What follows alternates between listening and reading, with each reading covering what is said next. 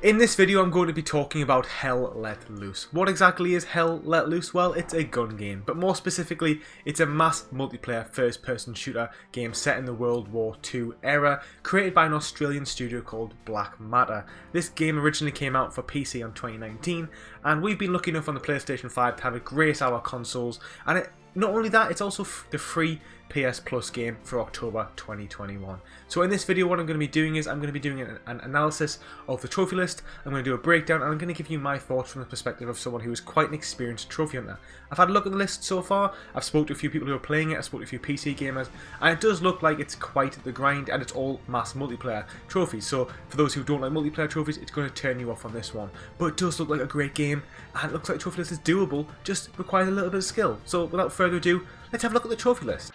Okay guys, so here we have the Hell Let Loose trophy list on PSN profiles, and as you can see this game came out a couple of weeks ago and we have 13 platinum achievers. Now that's not a lot, 0.26% of people, so we have 5,000 total players, which is showing that it's quite the grind already. That's such a low amount. I mean, it's not as bad as Diablo 2, which I looked at recently, which had no platinum trophy earners, but that is suggesting that it is still very skill based and time dependent. So we have our platinum trophy, of course. We have some trophies for winning certain game modes, so warfare battles and offensive battles. Kill your first enemy, obviously easy, everyone's going to get that, you would think. So this game it's kind of like it's a 50v50 multiplayer game.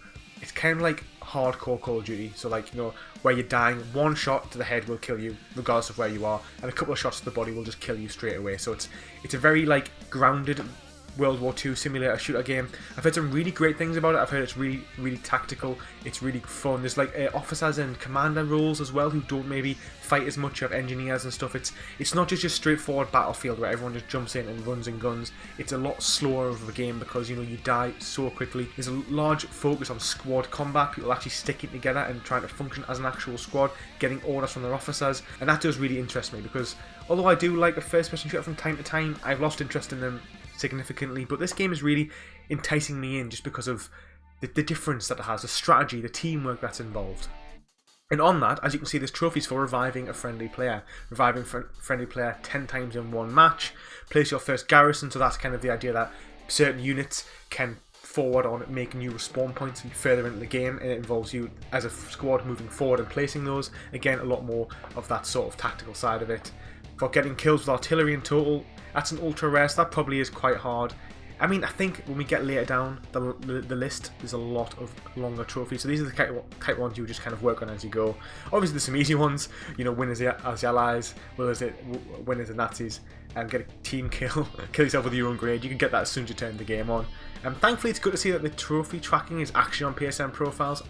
I was told, and I was hoping that it would be on every single game, but by the looks of it, it's only probably on like half of actual PlayStation 5 games, which is quite annoying. But we then got some trophies for just playing certain matches. So as you can see, there's 1, 2, 3, 4, 5, 6, 7 matches, 7 maps. So just playing 5 games into them. Pretty straightforward, easy stuff. We then got kill 5 players without dying. Now that will be quite a challenge because of how hard it actually is in combat. You have to really practice. You have to get good at the game. So there is going to be the skill element in this trophy list, definitely. Trophy for losing a match, you know, easy peasy. Be the last man alive in your squad. Again, as I've said, it's squad-based combat, but that'll probably come so quickly. I mean, you can see it's an uncommon trophy. It's not like it's that difficult to get. We then got a few for like dropping supplies, ammo boxes. They'll be specific to certain units. These fuel nodes, and then we have trophies for nodes, and these are built by the engineer class, I believe, where they can basically create different things that help you in the game. Most of these trophies, there's a few skill-based ones. There's a lot of ones that are just like long burns. You've got to keep paying attention to, keep playing. It's not a short trophy list at all. We then got build 20 buildable objects. Again, that's coming to the engineers and the officers. Kill 10 players without dying. That's actually a rare trophy. That's more common than I thought it would actually be. I thought it would be a lot harder because 10 kills without dying is quite a challenge. I remember playing Call of Duty and stuff where I would probably play hours before I got anything like that. But, you know, again, skill dependent. There's not loads of skill dependent trophies here, but there is a couple here or there. 100 players with headshots. Again, you probably will pick that up over the 100 hours you're playing this game. But you've got to watch for it. Again, destroying 100 vehicles, destroying vehicles with mines, artillery. There's a lot of stuff that's quite a little bit specific. I think, again, if you just pay attention to them, you can pick them all up as you're actually playing. And here we have the final few trophies, which are reach career level 10, 20, 30, 40 and 50. all seem pretty straightforward. However, a friend of a friend has been playing this on PC and they're level 80, and it took them 200 hours to get level 80.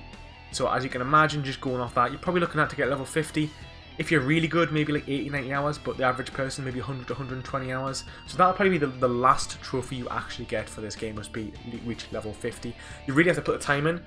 You have to play this game a lot. I mean, as long as you like World War shooters, you have a blast of a time. But if you're playing 10, 20 hours a week, this is going to be a long ass grind, but it will be a platinum trophy that you should be proud of. It's a AA title, AA first person shooter game, different to most games that actually come out. And there you have it, guys. There was my breakdown of the trophy list of Hell Let Loose. In my opinion, it looks quite challenging. It doesn't look too difficult, but there's one hell of a grind. Probably about, I'm going to be reserved and say probably 150 hours to platinum this game. And difficulty, probably a 6 out of 10. You do have to get 10 kills in a row without dying, which could be incredibly difficult. And you've got to make sure you're killing lots of vehicles in different ways. You've got to kill a lot of vehicles, get 100 headshots. There's definitely a skill element here. I don't think it's ridiculously hard, but it's a multiplayer game. It requires a lot of commitment, a bit of skill mastery.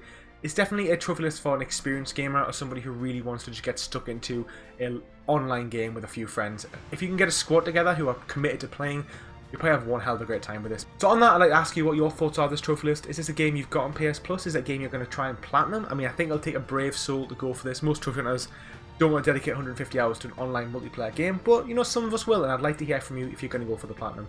Thank you very much for watching. Don't forget to like and subscribe, it really helps out the channel. I'll see you in the next video. Take it easy.